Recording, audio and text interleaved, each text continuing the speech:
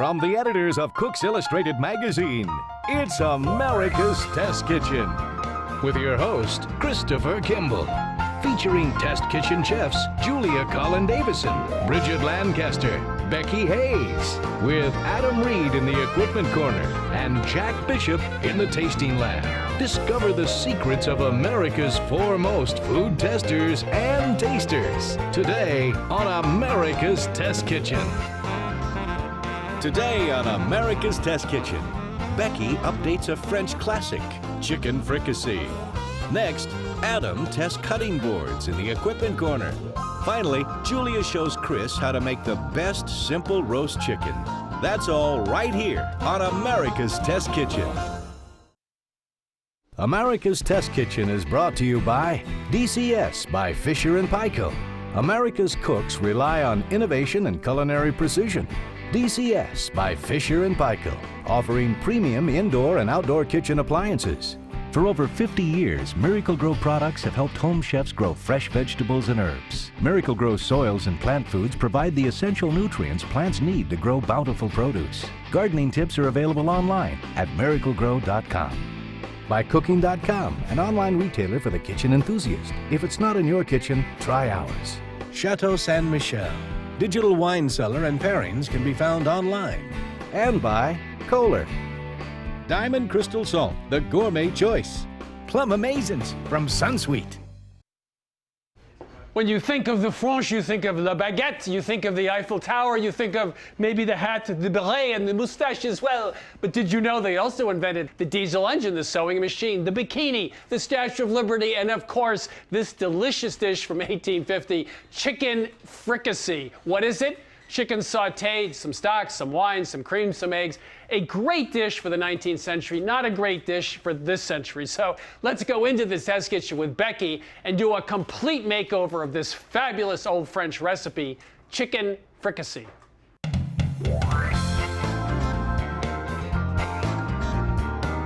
You know, many people email us about things they like about the show. A few of you email us about things you don't like about the show, including me sometimes. But this is, someone put this to song about what they like about our show. So it's dry rub on shoulders and brining the turkey, bright colored kettles to make us all perky. You like this? I love it. Bronze juicy tenderloin tied up with strings. These are a few of our favorite things. Isn't that nice? I love it. Someone took the time to pen that and send it to us, so we thought we'd read it. I love to be serenaded by song. So now on to some more serious matters. So we're making chicken fricassee today, an updated modern version of chicken fricassee. As you know, the old-fashioned recipe takes quite a bit of time to make, and it's actually a little bit bland for our palates today. So this is a Tuesday night recipe, and it has a very flavorful sauce. I need medium-high heat, please. A tablespoon of olive oil and a tablespoon of butter. And we're making the recipe with boneless, skinless chicken just to make it quick and easy, but the problem with using boneless, skinless chicken is that it doesn't have a whole lot of flavor. So we need to find other ways to add flavor to this dish. One thing that we're doing is we're adding a little bit of butter. The butter will just add a little bit of extra richness when we brown the chicken. So I have 2 pounds of chicken breasts. Just want to pat it dry here. Could also use chicken thighs if you want. I have a teaspoon of salt and half teaspoon of pepper. Okay, so our chicken is nicely seasoned. And we just want to get some good color on these. Get those in there. So we'll brown them for 4 minutes on this side, flip them over, and 4 minutes on the second side. Okay. So it's been 4 minutes. Let's take a peek, see how they look. Perfect, nice and brown. Yeah, perfect. So we'll flip these over and we'll let them go for 4 minutes on the second side. Okay. Chicken's nicely browned on the second side, so we'll take it out of the skillet. We'll set that aside for a minute, and I have some cremini mushrooms. We'll be adding a full pound of mushrooms to the recipe, and mushrooms have a lot of glutamates. The glutamates have a really that nice savory umami flavor. We'll get these mushrooms in there, and then I have a cup of chopped onions. I saw that. And then finally, a 1/4 cup of white wine. And that'll deglaze the pan a little bit, pick up those brown bits that we got from cooking the chicken. So we'll let this go until all the liquid has evaporated, till the mushrooms, the onions start to brown. That'll take 8 to 10 minutes. Okay. It's been about 10 minutes. You can see everything's nice and brown there, and the mushrooms have shrunk down quite a bit. So now let's add a little bit more flavor. That's 1 minced garlic clove and a tablespoon of flour. We just want to thicken the sauce a little bit, so we'll just stir this around, cook the flour a little bit and the garlic. Starting to smell good. It does smell good. Looks good. Yeah. Okay, so now I'm adding a 1.5 cups of low sodium chicken broth. I really want to scrape the bottom of the pan because we developed a lot of flavor with those mushrooms and the wine. Really going to give us some good flavor. So we'll bring that up to a simmer and we'll add our chicken back to the skillet. I also want to add any juices that accumulated on the plate there because they'll have some flavor too. So you can see we're just coming up to a little simmer there. Let's just nestle that chicken down in there so it can get all the good juices. We'll turn that down to medium-low. I'll put the cover on, and this will be ready in just 5 or 10 minutes. So it's been about 5 minutes. Let's take a look and check the temperature here. Woo. Smells great, doesn't it? It does. Let's see what we've got here. It's about a little over 160, so we'll call that done. So let's take the chicken out of the skillet here, and we'll put some foil over it to keep that warm. Okay. Now I want to measure out about 1/2 cup of this sauce. So I have 1/3 cup of sour cream here, and a lot of the old-fashioned fricassee recipes use heavy cream, but we actually found that sort of dulled the flavors of the sauce. We like the tanginess provided by sour cream. I'm surprised you didn't ask me if I remember them from the 1890s. Yeah, were those your recipes? Yeah, those are my recipes. Yeah. And I also have an egg yolk. Now this is something that they did use in the old-fashioned recipes, and we really like the egg yolk. It added a great silkiness to the finished sauce. So I'm going to whisk 1 egg yolk with that sour cream. I'm going to add in the sauce. We're just tempering the mixture a little bit here. So since we are in fact making a sauce that is an emulsification, but I about half understand that. So I'm going to go chat with our science editor, Guy Crosby, about how emulsifications work and why. So Guy, there are lots of emulsifiers in the kitchen: mayonnaise, mustard, egg yolk. Let's just start with a simple question. Why would any cook need to use an emulsifier? Well, to explain that, Chris, let's talk about oil and water. I think everybody knows that oil and water don't mix. They separate into 2 layers. And if we take a mixture of oil and water and shake it up, we get lots of little oil droplets suspended in water. We call this an emulsion. But if we let that sit for any short period of time, the oil droplets start to separate, they pool together, and we end up getting 2 separate layers. Okay, so it's like vinaigrette, it separates, the emulsifier stops that or slows that down. Exactly what's going on from a scientific point of view, what's happening? An emulsifier essentially reduces the surface tension between oil and water, and this allows us to make very, very tiny oil droplets that have much less of a tendency to recombine. The emulsifier also forms a protective coating around the oil droplet. For example, in this case, we're talking about egg yolks and lecithin. Egg yolks contain lecithin, and that's a very powerful emulsifier. So egg yolks contain lecithin. Thanks. What is lecithin? Exactly how does it work? Chemically, we call it a phospholipid, and it's a very long molecule. One end contains a group of atoms, the phospho group, that's soluble in water. The other end of the molecule contains a group of atoms called a lipid, and this is soluble in fat. And in an oil droplet, we get literally millions of these emulsifier molecules coating the surface of the droplet. The lipid or fat-soluble portion of the emulsifier dissolves in the oil droplet. And then the water-soluble portion sticks out from the surface and attracts water molecules and dissolves in the water. So it literally acts as a bridge. We have a bridge between water-soluble and oil-soluble. And this bridge allows water to come and surround the oil droplet and form a protective barrier around the oil so that the droplets won't recombine. So without the emulsifier, those little tiny droplets of fat seek each other out, and they creates a bigger and bigger pool until that sauce or emulsion breaks. But the emulsifier coats the fat with water like a little raincoat. Right. And so that means that it can't easily go out and find other little droplets and recombine, right? That's exactly right, Chris. I got it. So let's finish off this sauce. Here's our sour cream mixture. Just add that back into the rest of the sauce.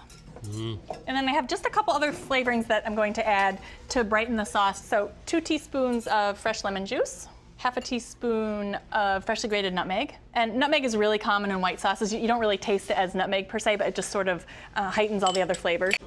And then 2 teaspoons of chopped tarragon. You can also use parsley if you don't have tarragon. So that is done. Lots of sauce, because that's the best part. I make deep guttural noises. that really, you have to say that looks good, doesn't it? For not much work at all. Yeah, for I mean, that was well under an hour. Yes.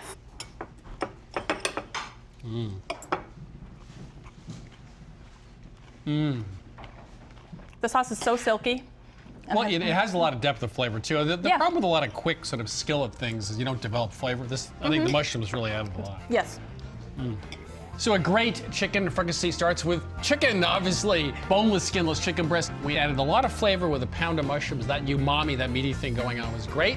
We created an emulsified sauce with just a little bit of sour cream, not heavy cream, but we did use that 1 egg yolk. The whole thing took well under an hour. So for America's Test Kitchen, New York Kitchen, a fabulous revamped recipe for chicken fricassee, all done on top of the stove.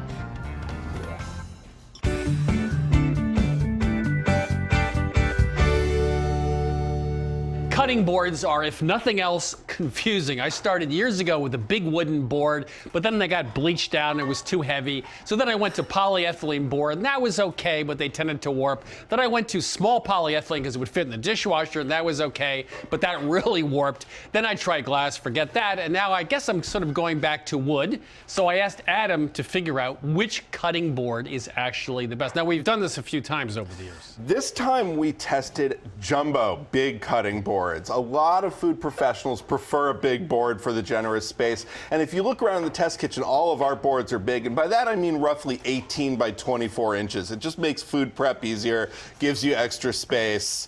This is a standard size board. This is about 12 by 15 or 16. And you can see how much extra space you get from one of these jumbo boards.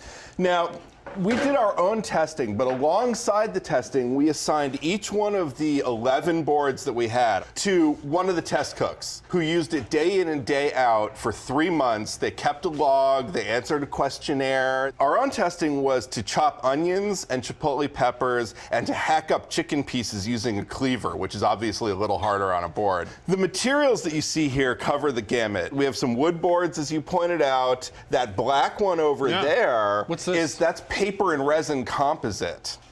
Believe it or not, yeah, we'll get to the weight. We have some plastic boards here. We also have a bamboo board here. This black one is another paper composite. A lot of these jumbo boards are really heavy, and I want you to pick up that black one at the end. That's 19 pounds. And some of the test cooks hoisting that in and out of the sink to clean it and heavy. Really didn't like that one. This one is a little bit lighter. It's about 15¼ pounds or so. But look, it's got handles built into the ends. It makes it a lot easier to hoist in and out of the sink. Another feature that we appreciate on these boards is some means of stabilizing them. Some of these come with feet built right into the bottom. They're non-skid feet. You can see them here, and that will stabilize it on the work surface. That's a good idea, but not a great idea, because it means you can't use both surfaces of the board.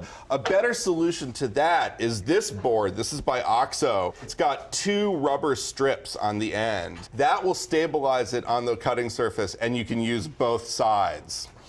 One thing we paid a lot of attention to is sort of the interaction of the cutting surface and the knife blade itself. The knife is making a rocking motion when you're doing mincing or chopping, and you want the board surface to promote that without, really grabbing onto the knife. At the same time, you don't want the knife sliding all over the board. You want it to have a little bit of texture and a little bit of grip. And in that regard, testers had a strong preference for these wood boards. There are 2 types of wood that you can see here. This one is edge grain, and that means that the pieces of wood run the length of the board itself, and that the knife blade is actually perpendicular to the grain.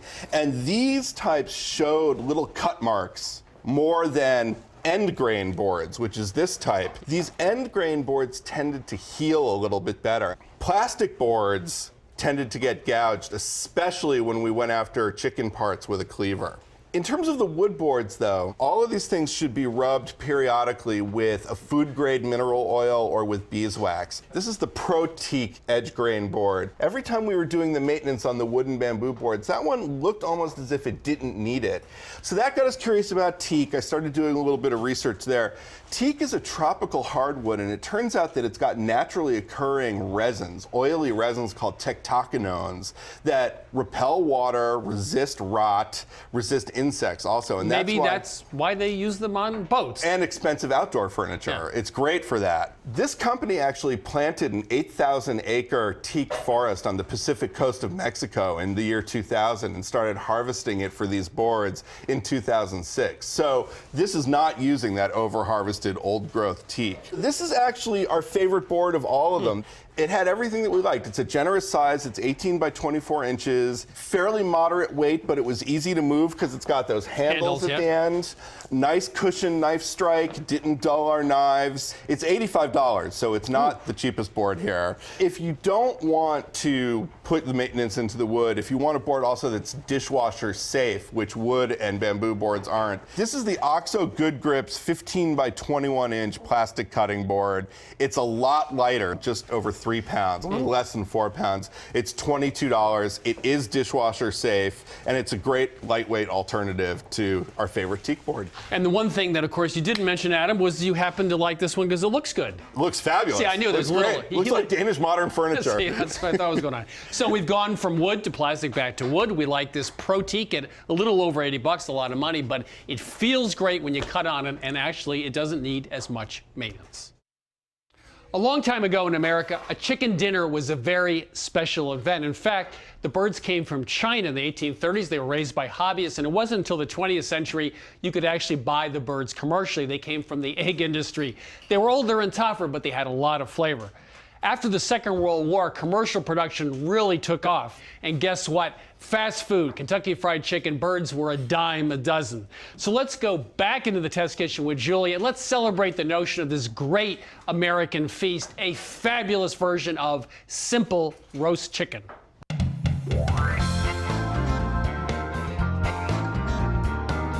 If you're a regular viewer of this show, you know we're in our 12th season. Over the years, we've done lots of roast chickens. We've done low to high, high to low, just high. We've done skillet roasted. We've done oven fried. We've done brine salted. We've done butterfly. We've done almost everything. And right here, you can see some clips from prior seasons. You're going to stay with us right here at America's Test Kitchen as we uncover the secrets of perfect roast chicken. So let's go into the kitchen with Bridget and find a subtle way to infuse great lemon flavor into a roast chicken. Great chicken under a brick. We're going to high roast this chicken. Beer can chicken. French chicken, crispy skinned roast chicken. And now, for the 12th season, I've asked Julia to go back and review all those recipes, figure out what's important and what's not, and come up with the best recipe, but also an easy recipe you can throw in the oven on a Tuesday night. No fuss, no muss. And so we're starting with brining. No. No brining this time. Again, we wanted the easiest ever chicken. Brining adds at least an hour to the cooking time, and that won't work for a Tuesday night when you get home and you need dinner on the table in an hour. Okay. So brining is out. Now what we're going to do instead is season this guy really liberally with salt and pepper because we're not brining him, but he needs a good amount of salt. This is a tablespoon of olive oil, and of course that olive oil does two things. One, it gives a nice surface for the salt to stick, but two, it makes the skin nice and crisp. Because even though we wanted the easiest ever chicken, we weren't going to give up on two things: crisp skin and moist breast meat. So this is a tablespoon of kosher salt. And of course, I patted this chicken dry thoroughly after I took it out of its package. And you'll notice I'm doing this in the sink. We really wanted it to be sink to oven. So that's a good amount of salt and pepper. Notice I tucked the wings under the back, so that leaves the breast area exposed so the skin can get nice and crisp. What I'm going to do is just tie the legs together. It holds the legs up so that you can really get this skin brown. If we didn't tie it, this would flop over and it wouldn't get as crisp. And that's it. There is a skillet in the oven. Now use a pot holder, of course. Now this was the key to making this skillet roast chicken super easy. That skillet was heating up in a really hot oven, 450 degrees. And what we're gonna do is take the chicken out of the sink into the hot skillet. What's happening right now is the heat from that skillet is jump-starting the cooking of the thighs, which is, of course, takes longer to cook than the breasts. And we're jump-starting it by 10 or 15 degrees right now. So that's how we get the bottom of the chicken, the thighs, and the breast to cook at more of the same rate. So we're going to put the chicken in the 450-degree oven for about half an hour, and that'll undercook the chicken slightly. The breast should register about 120. All right, so the chicken's been in the oven for about half an hour, and now is the aha moment, where we found out the best way to get really moist chicken breast without overcooking it. Was this the turning thing, which I hate? No. You have to go. I should just shut up and listen to what she's going to tell No, what me. happened is during our testing, there was an accident, and the electricity turned off and the ovens turned off halfway through one of our batches of roasting chickens. We didn't realize it till after an hour, and the chicken came out perfect. So that's what we're going to do. We're going to turn the oven off. You want to make sure that the breast registers about 120 degrees. Perfect, about 120. And then the hard part, oven off. That's it. So the chicken's going to continue to cook in that off oven, which is still obviously warm, for another half an hour. So it's been about half an hour since we turned the oven off on our chicken, and oh, isn't it looking good? And now when roasting a chicken, you want to look for an internal temperature in the breast of about 160. And the best way to do this again is to go in from the front and go all the way in, and when the thermometer has settled on a temperature, start pulling it back out and look for the lowest temperature possible, and that's when you know what your temperature of the breast is. So there we have about 160 in the breast, and of course we're going to let the chicken rest for about 20 minutes before we carve it so that the juices can redistribute. Make sure all the juices come out of the cavity, transfer it to the carving board, and let it rest for about 20 minutes. So that chicken's been resting for 20 minutes, but look at all these gorgeous drippings. That's easy to make a quick pan sauce. What I'm going to do is pour off all but about a tablespoon of the fat. Then we're going to put this back on the heat and saute 1 shallot and 2 garlic cloves and 2 teaspoons of minced thyme. We're just going to saute them till they start to soften a little bit. Now we're going to add 2 teaspoons of Dijon mustard and about a cup of low sodium chicken broth. We're going to bring this up to a simmer, let it reduce down and thicken until it measures about 3/4 of a cup. So now we're going to add 2 tablespoons of unsalted butter, and of course this is off the heat, and just slowly let it melt into the sauce and get emulsified. That looks good. Of course, the French would call it mounting the butter. Yeah, mounting the butter. The French, you know, whatever. It's so elegant. And that's 2 teaspoons of sherry vinegar. All right, we're going to swirl that in, and then we're done. That's our pan sauce, nice and easy. Time to cut up our chicken. And you're an expert at this. I'm going to leave it to you. Oh, no pressure here. No pressure. You like to do that, don't you? I do, You're perfect. a little bit. I start by turning the bird over, and it's nice to have a dry surface to do that. Otherwise, the juices that's sitting in will actually make the skin a little soggy. So we'll start here with the wing, and I'm just going to open it up and look for the joint. There it is, right there, right through. Now we're going to take the leg. You're just pulling the leg away. Just cutting through skin there. You can see the joint right there. We'll cut through the joint like that, and we're good. And now we're just going to take each breast off, and the breastbone goes down and it kind of curves like that. This is also a 6-inch boning knife, which I think it's easier to use than a big chef's knife. Again, the knife goes down and starts to curve a little. Nicely done. And let me just cut one of these. All right, you want to portion this up, some of that breast meat, and then I'll put some sauce on it. No. Oh, but you gotta love this. I mean, from sink to table in about an hour plus 20 minutes for resting. I mean, it's brilliant. And look how moist and tender that breast meat is. It does look beautiful. Yeah.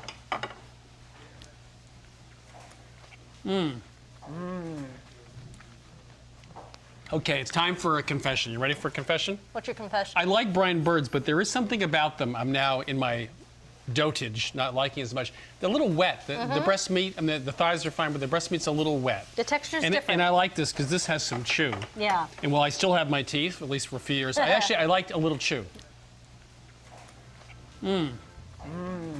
This really is the best roast chicken you've ever done. And it's also the simplest. So there you have it. A fabulous roast chicken. And the secret was going from sink to oven, salt and pepper, tie up the legs, the wings underneath into a 450-degree oven with a preheated skillet, about half an hour, then turn the heat off so the breast meat finishes nice and evenly, and a great pan sauce, a little mustard, sherry, and thyme. And there you have it, from America's Test Kitchen to your kitchen, an all-new, easier, even better recipe for roast chicken.